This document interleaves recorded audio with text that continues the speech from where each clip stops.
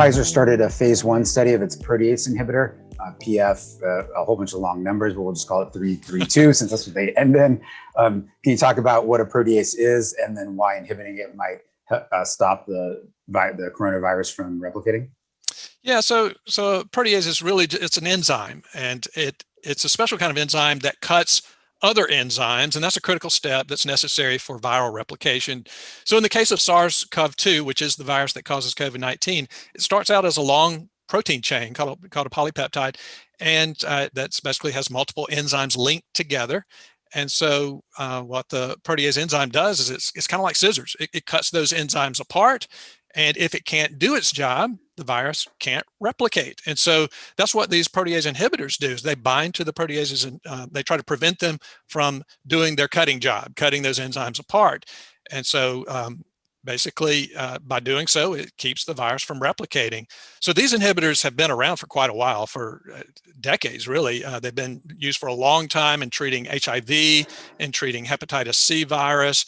Now, more recently, in recent years, more effective therapies have come out that have captured more of the market for HIV and hepatitis C, but they're still in use. So Pfizer's only in its early stage testing here with targeting COVID-19, but we know that protease inhibitors in the past anyway have been both safe and effective.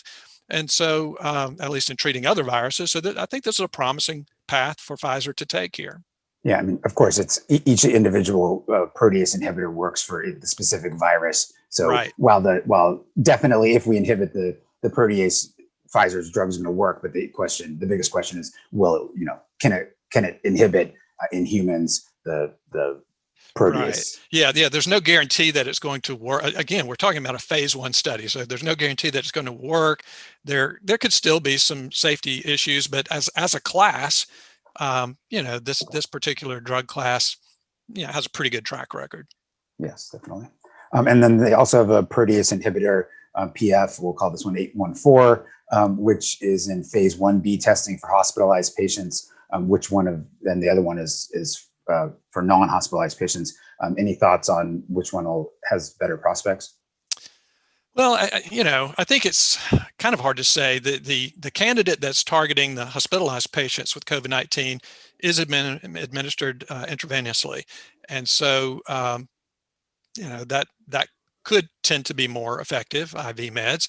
However, it has a harder job to do because it's battling COVID-19 in patients who are already so sick that they're in the hospital, whereas the oral medication is targeting patients with very early infection. So in terms of which one will work better at its intended use, I have no idea. I mean, we'll see.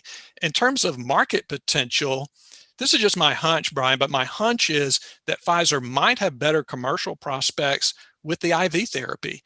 And the reason why is, again, I'm just speculating here, but the widespread availability of COVID vaccines could make people more likely to think that if let's say you've been vaccinated, like I just got my second vaccine, and let's say a few weeks from now, I start to have symptoms that could be COVID, but it also just could be a cold or hay fever or something like that. If I've been vaccinated already, I'm going to be more likely to think it's one of the more common things and not COVID, and not even go get treated. And so I would never be a candidate to even get the oral medication because I'm assuming that I'm okay.